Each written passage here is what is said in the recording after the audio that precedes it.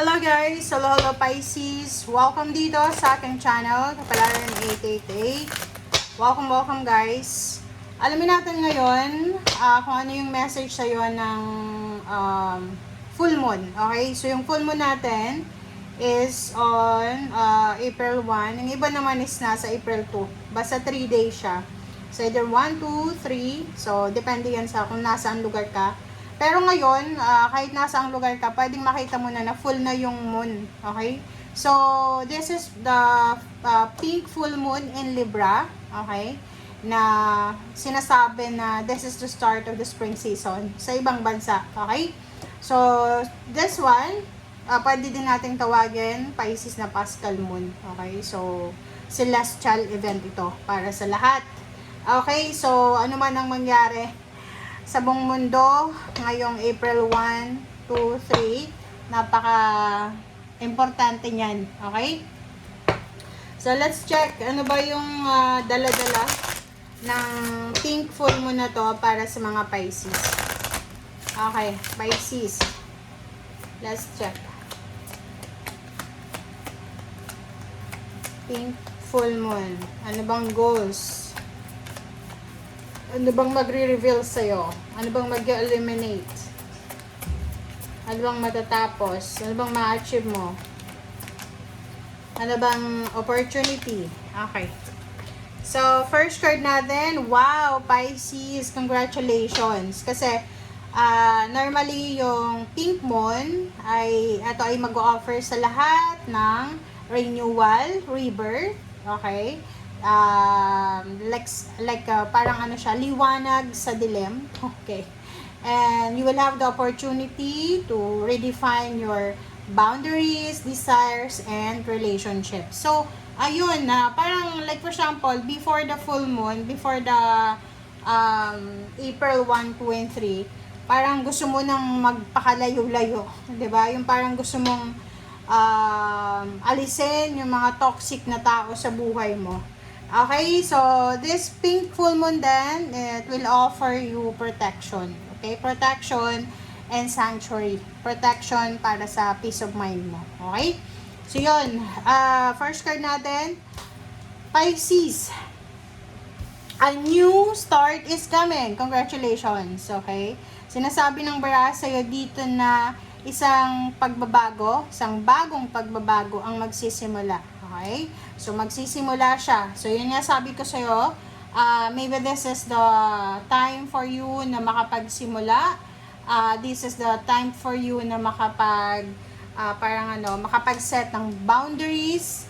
And dito sinasabi ng baraha na yung iba sa inyo parang mas gusto nyong mag-cool down ngayon, mag-chill-chill lang. Pero yung iba sa inyo dyan, sobra kayong magiging in heat. Okay? So, dito, sinasabi ng baraha, kung ano mang magsisimula sa buhay mo, you need to prepare yourself. Okay? There's a preparation na kailangan mong gawin this pink full moon. Kasi, like what I've said earlier, na parang gusto mong maglagay ng boundary, gusto mong alisin yung mga tao sa paligid mo. Yung parang yung energy na to is like ilang taon ka nang naging taw-tauhan, inuuto, ilang taon ka nang ginagatasan, parang ganon. And ilang taon ka nang nagpi-people please, tumutulong, but wala namang naibabalik sa'yo kundi sama ng loob. So this pink full moon na to, this April na to, sinasabi ng barahan na because of the boundaries, because of the sanctuary na gusto mong simulan sa buhay mo, yung peace of mind ba, na gusto mong alagaan din yung sarili mo, you will be criticized ng mga tao na tinulungan mo. Okay? So, you need to prepare yourself. Ihanda mo ang sarili mo, Pisces, because maraming tao yung magiging galit sa'yo. Especially yung mga taong tinulungan mo. Binigyan mo ng pera, tinulungan mo sa emosyon, tinulungan mo sa lahat, magagalit sila sa'yo. So, you need to prepare yourself. Ika-criticize ka nila, yung personal choice mo, yung boundaries na ilalagay mo ngayong April, yung mga professional decision mo, i-criticize ka nila. So, sinasabi ng barahan na to, as long as na wala naman silang control sa trabaho mo, wala silang control sa emotion mo, just let them go. Okay? Do not pay attention sa mga negativity na dala-dala ng mga taong ito eh. Kasi nga 'di ba, common sense yan eh. Pag yung isang tao gusto niya ng like sa love life, okay, love life or family life. Pag gusto mong makipaghiwalay na, lahat ng ginawa mong mabuti, magiging masama na yun, which is normal yun. So okay lang yun. Sinasabi ng baraha sa'yo dito na you need to focus sa kung ano man ang ginagawa mo. It's either business, trabaho, love life. You need to focus because there's an incoming prosperity for your self, parang sa emotion and finances, okay? And sinasabi ng baraha na etong boundaries na to na ilalagay mo ngayong April, pangatawanan mo na talaga siya ha. Hindi siya yung boundaries na after April naman is bubuksan mo na naman. No. Dito sinasabi na you need to create a reality na deserve mo talaga. Okay? Mag-focus ka na lang sa sarili mong progress. Mag-focus ka na lang sa kung ano yung talagang para sa'yo. Okay? So, yun. Ito yung first card mo dito. Alright. So, what's happening? Ano ba ang pwedeng mangyari? Sa ingat-ingat ka ha. Basta naglagay ka na ng boundaries, huwag ka nang magtaka kung maraming mga tao yung magagalit sa'yo. Alam mo sa panahon ngayon, mas peaceful, mas matipid pag wala kang mga kasamang mga toxic na tao, mga vampires na yan, energy vampires, financial vampires na yan. Okay, love. Wow. So, maganda dito. Para to sa mga Pisces na you're in a relationship or you're single. So, if you're looking for a relationship, sinasabi ng barahan na there's a parang there's a chance na magkaroon ka ng love life. There's someone na papasok sa buhay mo para maging simbolo ng love life mo. If you're married, if you're having a relationship, may ka-live-in partner, mas magiging solid, mas magiging intact ang iyong relationship. Alright, so, let's check. Okay. Ano pa ba? Pisces.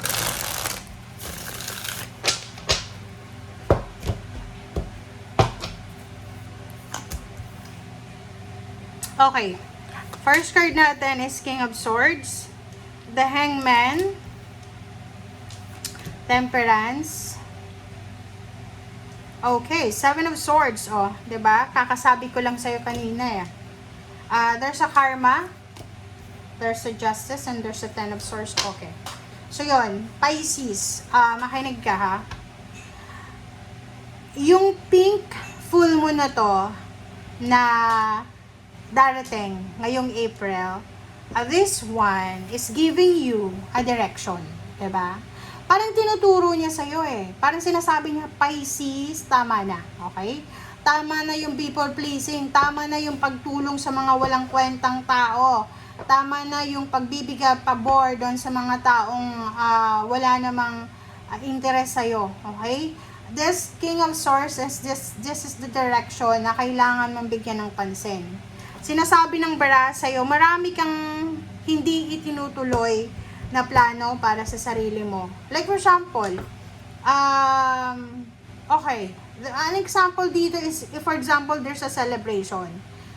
Celebration like birthday, your birthday and the birthday of your loved ones.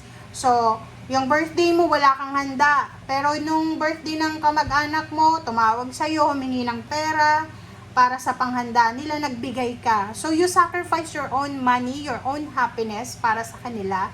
And end of the day, after mo maipadala yung pera, did they say thank you? Or may sinabi sila sa'yo? So, sabi ng baraha dito, tama na. Okay, tama na, Pisces. Simulan mo na ngayong April na lahat ng plano mo para sa sarili mo ay ibigay mo na yun para sa'yo. Okay? Patience, Seven of Swords. Parang sinasabi ng baraha, ilang beses ka nang nagpasensya. Ilang beses ka nang nakisama. Ilang beses ka nang tumulong. Pero lahat ng patience mo, ang ibinalik sa'yo is Seven of Swords. Diba? So, Pisces, sinasabi ng baraha, oras na para kumbaga, alisin mo na yung mga taong ito na wala namang naibibigay sa'yo kundi problema, konsumisyon, nawawalan ka ng pera, nauubos yung pera mo dahil sa kanila, you need to let them go. Okay?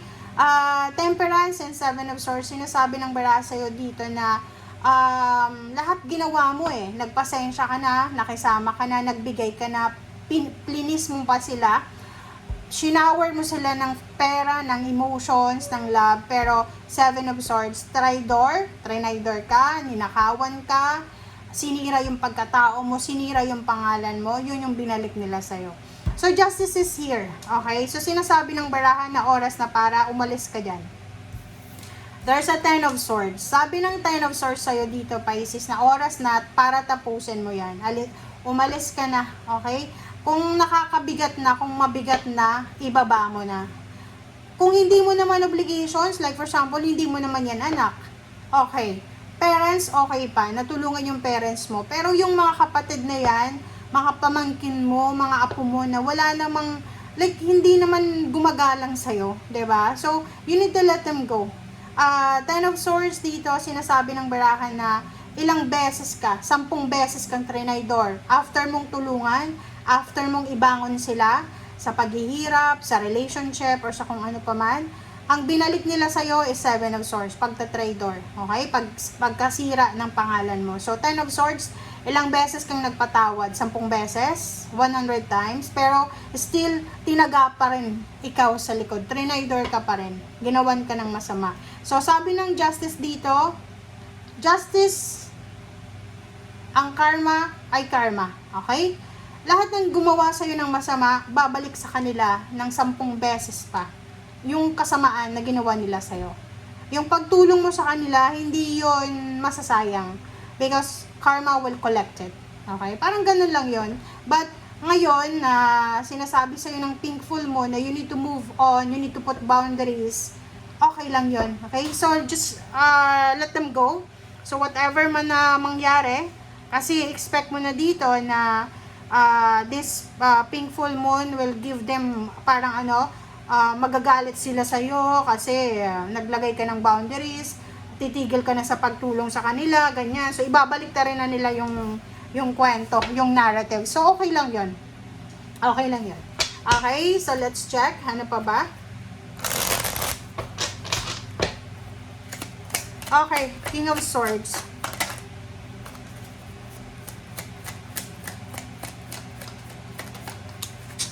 Okay, King of Swords ay Four of Swords. O, 'di ba?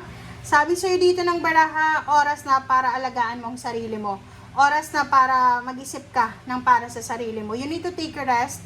Take care of your spiritual, your money. Okay, especially yung pera mo, your health, your physical, mental. Oras na para ayusin mo yung iyong stability and balance. So, ikaw naman, sarili mo naman yung ayusin mo. Okay? So, next card natin is the Hangman. Okay, Hangman is 8 of Cups. So, yung 8 of Cups natin, sinasabi ng baraha sa'yo na yun, kailangan mo nang gawin kung ano yung mga plano mo para sa sarili mo. You need to let them go. Let all go ng mga negativity, toxicity, mapatao man yan, relationship, connection. Sinasabi ng baraha, umalis ka na. Withdraw yourself from that situation. Kasi hindi yan makakabuti sa'yo. Siguro ilang beses mo nang hinang, hindi ito nuloy na umalis, but now you need to let them go. Okay, next is Nine of Cups. Sinasabi ng baraha sa'yo dito na huwag kang mag-alala, magiging masaya ka kahit wala sila. You are full, you're achieved. Parang wala kang hindi ka naman empty. Hindi ka naman empty, so hindi ka dapat nakadepende sa mga taong yan. Mabubuhay ka, magiging masaya ka without them. Okay. Diba? Nangihinayang ka ngayon eh. Ang nakikita ko sa'yo dito, Pisces, is panghihinayang. Nangihinayang ka na nagbigay ka na naman ng pera. Nangihinayang ka na tumulong ka na naman sa problema nila. Nangihinayang ka na nagbigay ka na naman ng suporta. So, okay, tapos na. So, just let them go. Just let go, let God, let it flow. Ipag-pray mo na lang na wag nang bumalik yung mga taong yan sa buhay mo. Okay? Justice, karma, karmic blessings, karmic justice.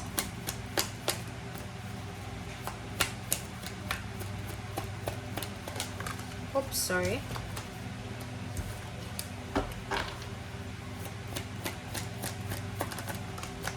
Alright, so, Six of Pentacles. O, diba? Sabi ng baraha sa'yo dito, ang karma daw na papasok sa buhay mo ay pera. So, sinasabi ng baraha, maraming beses ka na tumulong sa mga ungrateful na tao. But dito sa barahang to, sinasabi, walang masasayang. Kasi, lahat ng itinulong mo ay kukolektahin yan ng karma.